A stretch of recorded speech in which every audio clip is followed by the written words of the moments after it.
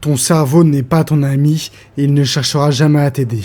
Il cherchera toujours à te protéger en te gardant mou, effrayé et silencieux. Et c'est d'ailleurs pourquoi tu as du mal à faire les choses difficiles.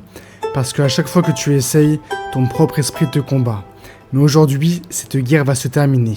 Je vais te montrer comment reprogrammer ton cerveau et le forcer à obéir. L'étape numéro 1 et la plus importante, s'il faut que tu comprennes, c'est que ton cerveau veut te casser. Ton cerveau se fiche de tes objectifs, il ne se soucie que d'une chose, ta survie. C'est pourquoi il te dit, ne va pas à la salle, reste tranquillement à la maison, encore un scroll et après j'arrête, tu commenceras demain. Il veut que ce soit facile. Mais la facilité, ça ne fait pas des guerriers, ça fait des spectateurs, des gens qui rêvent mais qui ne bougent jamais. Et plus tu écoutes cette voix, plus tu deviens esclave de ton propre esprit. L'étape numéro 2, c'est utiliser la douleur comme un carburant. Le secret, c'est pas de fuir la douleur, c'est de la voir différemment. La plupart des gens pensent que la douleur, c'est l'ennemi, alors que c'est absolument fou. La douleur, c'est simplement le prix à payer. C'est ce que tu payes pour grandir, pour devenir plus fort, plus clair. Tu veux casser ce cycle? Alors fais ça. À chaque fois que ton cerveau dit « je n'ai pas envie », tu réponds « ok, parfait ». Ça veut dire que je dois le faire.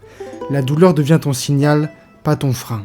Tu arrêteras ainsi de courir après le confort et tu vas commencer à courir après ce qui résiste. La troisième étape, c'est la règle des 3 secondes. À chaque fois que tu hésites, ton cerveau gagne. C'est pour ça que tu as 3 secondes pour bouger, sinon tu ne bougeras jamais. Alors voici comment ça marche. Tu te réveilles et t'as pas envie. 3, 2, 1, boum, tu bouges. Tu vois ta séance de sport et tu commences à douter. 3, 2, 1, ok, tu commences. Il n'y a aucune réflexion, tu commences directement à passer l'action.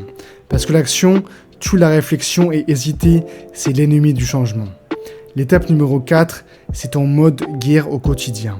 Tu n'as pas besoin d'une routine de 50 étapes, mais tu as besoin de quelque chose, un rituel d'inconfort quotidien. Certains vont te parler de douche froide, moi je préfère te parler de 100 pompes, de 30 minutes de travail intense, de parler quand tu as peur, de te lever avant le soleil, simplement des petits actes de guerre et de victoire qui vont faire que ta victoire et que ta journée est une profonde victoire et va te faire grandir sur les prochains jours.